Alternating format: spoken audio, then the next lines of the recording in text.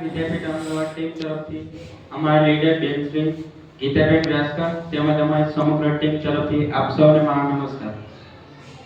आज का यह अवसर बड़ा निराला है। आज यहाँ नूर बरसने वाले, एक बार जोरदार तालियां बजा दीजिए क्योंकि कार्यक्रम शुरू हो गया। गुजरात विद्यापीठ कदाच તમને સૌને એવું લાગતું હશે બેનર જોઈને અમને જોઈને ત્યાં કોણ છે ક્યાંથી આવ્યા?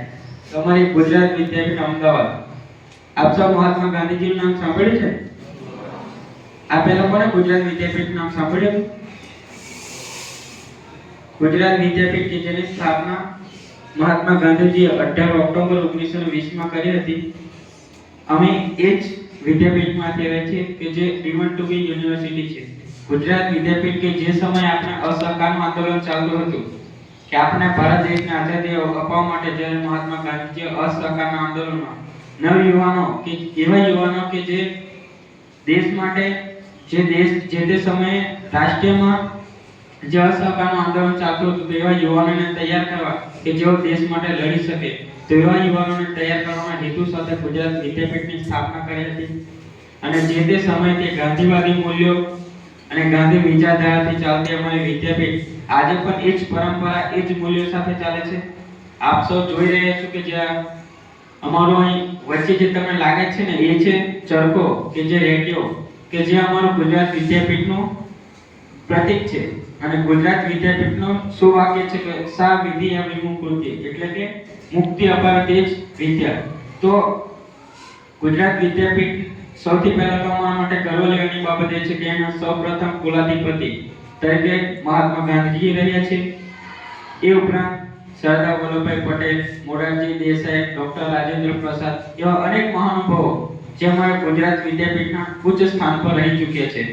તો ગુજરાત વિદ્યાપીઠ દ્વારા દર વર્ષે પદયાત્રા કરવામાં આવે છે કે ગામમાં જઈ ગામના બાળકો, ગામના યુવાનો અને ગામના હરેક નાગરિક સુધી એક મેસેજ પહોંચાડવાનો કે જે અમારા ગુજરાત વિદ્યાપીઠના હેતુ છે એ હેતુને સાર્થક કરવાના અર્થ સાથે દર વર્ષે પદયાત્રા થાય છે। અને આપ સૌ જાણો છો કે હાલમાં આપણા ગુજરાત રાજ્યના રાજ્યપાલ કોણ? આચાર્ય દેવવ્રત કે જેઓ અમારા ગુજરાત વિદ્યાપીઠના ચાન્સેલર છે એટલે કે કુલાધિપતિ છે। એમને અમારા ગુજરાત વિદ્યાપીઠને માર્ગદર્શન પૂરું પાડીને દર વર્ષે પદયાત્રા થાય છે। તો ગયા વર્ષે જે અમારી પદયાત્રા થઈ હતી એની થીમ હતી કે પ્રાકૃતિક ખેતી અને આ વર્ષેની અમારી પદયાત્રા છે જેનું થીમ છે ગ્રામ જીવન સ્વાવલંબન યાત્રા કે જેમાં મુખ્યત્વે 4S નો સમાવેશ કરવામાં આવ્યો છે। આ 4S એવા છે કે જે દ્વારા આપણને ગુજરાત વિદ્યાપીઠ ચાલે છે આ 4S નો એ તો સમાવેશ કર્યો છે પણ એ દ્વારા ગુજરાત વિદ્યાપીઠના વિદ્યાર્થીઓ ગામડામાં જઈ અને જાગૃતિ ફેલાવે કે લોકોને જન સુધી જે નરેન્દ્ર મોદી સાહેબે જે વાત કરી છે એ જ વાત છે આત્મનિર્ભર ભારત બનાવવું છે, સ્વનિર્ભર બનાવવું છે। એમાં જો આપણે વિદ્યાર્થી તરીકે શું કરી શકીએ? આપણે સૌ વિદ્યાર્થીઓ છે, અભ્યાસ કરીએ છીએ પણ એક વિદ્યાર્થી તરીકે આપણી પર ફરજ છે। તો એ ફરજ તરીકે આપણે શું શું કરી શકીએ એના ભાગરૂપે એ વિદ્યાર્થીઓને એક મેસેજ પહોંચાડવાના હેતુ સાથે અમે આવ્યા છે। 4S ની વાત કરું તો તેમાં સૌથી પહેલા છે સ્વદેશી, અને બીજા નંબરમાં છે સ્વાવલંબન, ત્રીજા નંબરમાં છે સરદાર અને ચોથા નંબરમાં છે સ્નાતક।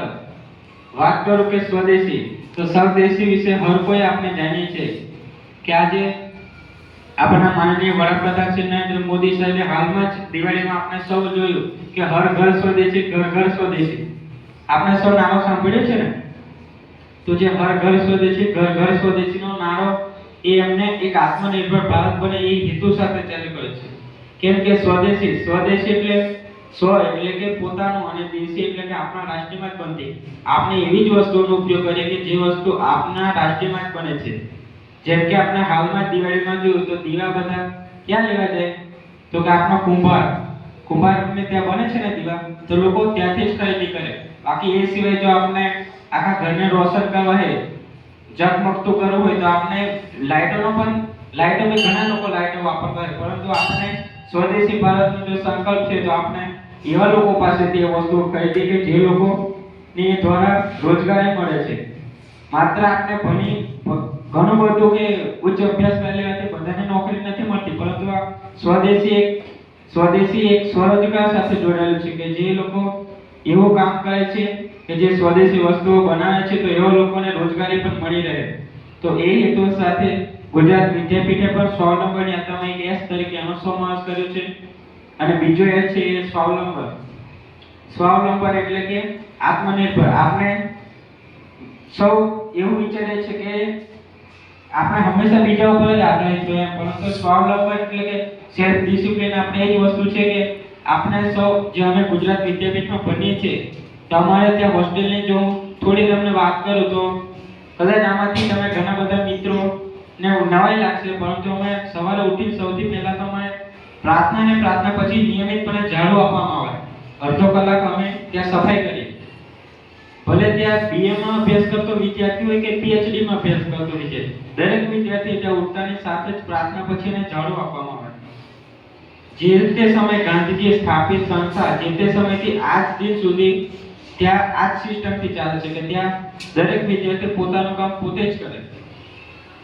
આપણે બાકી હમણાં હાલમાં અમે તમારી જગ્યાએ અમે હતા તો અમે પણ એ જ કરતા કે ઘરેથી જ બધું કરી આપીએ તૈયાર. આપણે તો ખાલી સ્કૂલે આવવાનું, પરંતુ અમે જ્યારથી વિદ્યાપીઠમાં ગયા તમારું આખું જીવનશૈલી કાર્યપ્રણાલી બદલાઈ ગઈ. બાકી અમે પણ કોઈ ઘરે જમવાનું નતા બનાવતા. ત્યાં જઈને તો અમે ભાખરી બનાવતા, રોટલી બનાવતા, શાક બનાવતા પણ શીખી ગયા. એ અમને વિદ્યાપીઠે શીખવ્યું. તો એ જ સંદેશ સાથે અમે આવે છે કે સ્વાવલંબન આપણે પણ આત્મનિર્ભર બનીએ, બીજા ઉપર આધારિત ન રહીએ.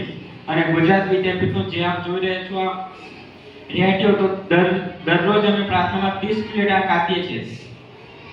30 મિનિટ દરરોજ કાપવાનું કે જે આપણે સૌ જાણીએ છીએ કે કપાસ છે તો એ કપાસની પેલું જે દીવામાં પૂરવાની આવે ને દીવે, તો એ રીતે એમાંથી તાર કાઢી અને તાર દ્વારા એક આ ખાદી કાપડ બને. અને ખાદી એ પણ એક સંદેશ છે કે સ્વદેશીનો સંદેશ છે કે જે મહાત્મા ગાંધીજીએ કીધું. મહાત્મા ગાંધીએ જે તે સમયે વિદેશી વસ્તુઓનો બહિષ્કાર કર્યો અને સ્વદેશી અપનાવ્યો. જે તે સમયથી ખાદી વિદ્યાપીઠમાં ફરજિયાત છે. એટલે તો મહાત્મા ગાંધીજી કહે છે કે ખાદી માત્ર એક વસ્ત્ર નથી પણ એક વિચાર છે, અને એ જ વિચાર સાથે આ ગુજરાત વિદ્યાપીઠ ચાલે છે. તો જેમાં ત્રીજો એ છે સરદાર વલ્લભભાઈ પટેલ. આપણે સૌ જાણીએ છીએ કે સરદાર વલ્લભભાઈ પટેલે સરદાર શા માટે આજે આટલા બધા અસરદાર છે? કેમ કે સરદાર પટેલનું કામ એટલું મોટું છે. કેમ કે જે તે સમયે જો 562 દેશી રજવાડા હતા, તો એ રજવાડાને એક કરવાનું સૌથી અઘરામાં અઘરું કામ સરદાર વલ્લભભાઈ પટેલને આપવામાં આવ્યું. કેમ કે જે તે સમયે દેશ તો આઝાદ થઈ ગયો, પરંતુ એ સમયે અંગ્રેજો દેશમાંથી ગયા હતા, રજવાડા નતા ગયા. એ સમયે 562 જે દેશી રજવાડા હતા એ બધાને એક જ નીતિમાં લાવવાનું બહુ અઘરામાં અઘરું કામ હતું.